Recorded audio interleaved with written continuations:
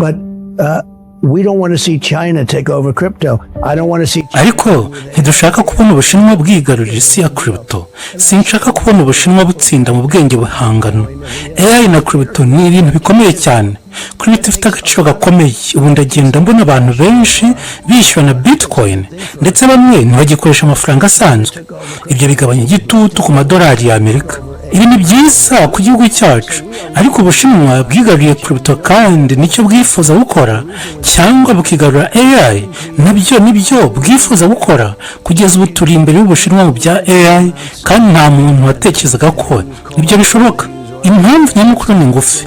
Ubushinwa bushobora kubyaza ingufu nyinshi cyane bukoresha amakara, peteroli, gazi n'ibindi bikorwa bitanga ingufu. Ikibi rero nuko ibihugu bigize GCC birimo Saudi Arabia, Qatar, Kuwait, ariko nabyo bisubizwamo ibiribwa.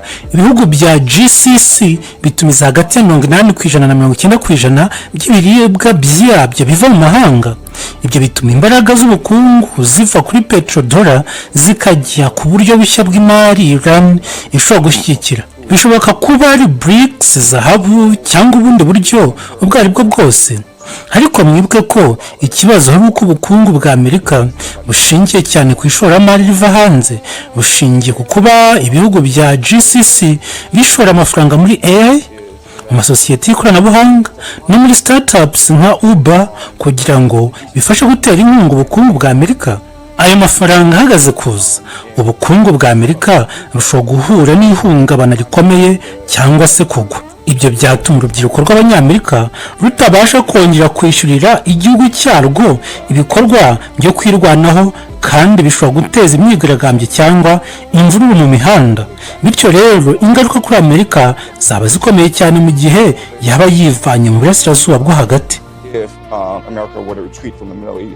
Mu myaka ishize abantu benshi bumvaga Bitcoin ari ikintu cy'abakunda ikoranabuhanga cyangwa abashoramari bake gusa, ariko uyu munsi ibintu biragenda bihinduka ku muvuduko udasanzwe. Ibihugu bikomeye, amabanki, ibigo by'ishoramari ndetse n'abanyapolitiki bakomeye batangiye kuvuga kuri crypto nk'ikintu kizagira uruhare rukomeye mu bukungu bw'ahazaza. Ndetse hari abayobozi bavuga ko igihugu kizayobora isi ya crypto n'ubwenge buhangano AI aricyo kizagira ijambo rikomeye ku bukungu bw'isi mu myaka iri imbere. Ni muri urwo rwego hagiye humvikana amagambo avuga ko Amerika idashaka kubona Ubushinwa bwigarurira isi ya crypto cyangwa AI. Kuri bamwe aya ni amagambo ya politiki, ariko ku bandi ni ikimenyetso cy'uko ibihugu bikomeye byatangiye kubona crypto nk'umutungo ushobora kugira ingaruka ku bukungu bw'isi, ku mbaraga z'ibihugu ndetse no ku mikoreshereze y'amafaranga. Iyo tuvuze crypto abantu benshi bahita batekereza kuri Bitcoin, kandi koko Bitcoin niyo yabaye intangiriro y'iri koranabuhanga. Yashyizweho mu mwaka wa 2009 nk'ifaranga rikoresha blockchain ridakenera banki cyangwa leta kugira ngo rikore. Mu myaka mike yakurikiyeho abantu benshi ntibabyizeraga, ariko nyuma y'igihe Bitcoin yatangiye kwemerwa n'abashoramari, ibigo bikomeye ndetse n'ibihugu bimwe na bimwe. Uyu munsi hari abantu bishyura na Bitcoin, hari ibigo byemera kwishyurwa muri Bitcoin, hari n'amabanki n'ibigo by'ishoramari bishora za miliyari z'amadolari muri Bitcoin. Ibi byerekana ko crypto itakiri ikintu cy'abantu bake gusa, ahubwo iri kugenda iba igice cy'ubukungu bw'isi. Impamvu bifite akamaro ni uko igihe abantu benshi batangiye gukoresha Bitcoin cyangwa izindi cryptocurrencies, hari igabanuka ry'uko bashingira gusa ku madolari ya Amerika mu bikorwa bimwe na bimwe by'ubucuruzi. Ibi bisobanura ko idolari rigiye gusimburwa vuba, ariko byerekana ko hari ubundi buryo bw'amafaranga buri gukura ku rwego mpuzamahanga. Ariko Bitcoin siyo yonyine iri guhindura ibintu. Hari n'indi mishinga nka Pi Network iri gukurikirwa n'abantu benshi ku isi. Pi Network yatangiye ifite intego yo gutuma abantu benshi bashobora kubona no gukoresha cryptocurrency bitabagoye. Mu gihe Bitcoin yo yasabaga ibikoresho bihenze byo kwicukura, Pi yo yagerageje gutanga uburyo bworoshye bwo kwigiraho binyuze kuri telefoni ngendanwa. Uyu munsi Pi Network ifite miliyoni nyinshi z'abayikoresha ku isi. abantu benshi bakoze KYC bafite Pi wallet barimo kubaka imishinga muri ecosystem ya Pi, kandi hari ibikorwa biri gukorwa bigamije kongera ikoreshwa rya Pi, harimo Pi App Studio yakozwe, Pi Browser, ndetse n'uburyo bwo gukoresha Pi mu kwishyura serivisi zitandukanye. Nubwo ejo hazaza agaciro ka Pi hataramenyekana neza, abantu benshi bakomeje kuyikurikiranira hafi kubera umubare munini w'abayikoresha n'iterambere rya ecosystem yayo. Iyo turebye AI, ibintu birushaho gushimisha. Ubwenge buhangano buri guhindura uburyo abantu bakora, biga, bacuruza, ndetse banubaka ama application. Uwo muntu ashobora gukoresha AI yakubaka application mu masaha make aho byafataga amezi menshi mbere. Iyo AI ihujwe na blockchain na crypto, havuka uburyo bushya bwo gukora ubucuruzi, kwishyura no gutanga serivisi zitandukanye ku rwego rw'isi. Iyi niyo mpamvu ibihugu bikomeye bishora amafaranga menshi muri AI. Ntibikora ibyo gusa kugira ngo bibe imbere mu ikoranabuhanga, ahubwo binabikora kubera ko AI ishobora kuzaba igice gikomeye cy'ubukungu bw'ejo hazaza. Igihe AI n'ibikorwa bya crypto bizagenda bifatanya, igihugu kizaba gifite ubuyobozi muri ibyo byombi gishobora kugira amahirwe akomeye mu bukungu. Hari kandi ikindi kibazo gikomeye kidakwiye kwirengagizwa. Isi iracyashingira cyane ku bucuruzi bw'amavuta.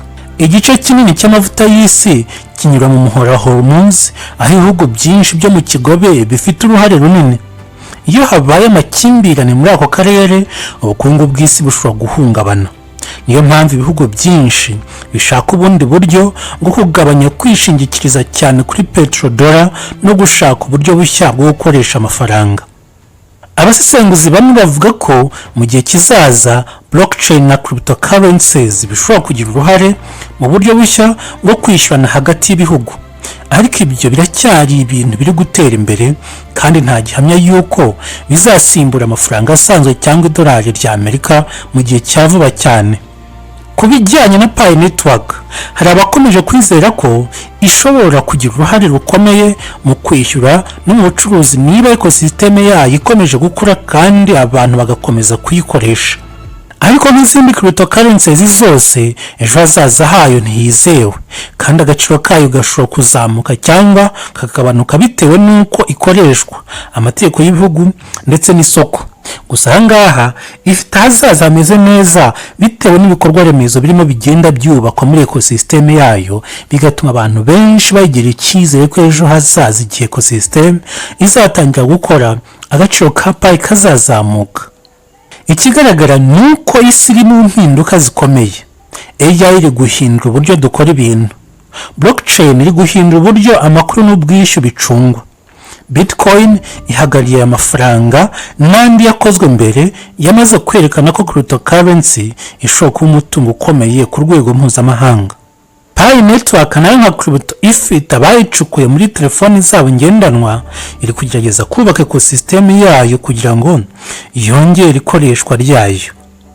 Mu gihe gito kiri imbere, dushobora kubona irushanwa rikomeye hagati y'ibihugu mu rwego rwa AI, blockchain na crypto. Ariko hari ikintu kimwe gisobanutse: crypto ntikiri ikintu cyo kwirengagiza.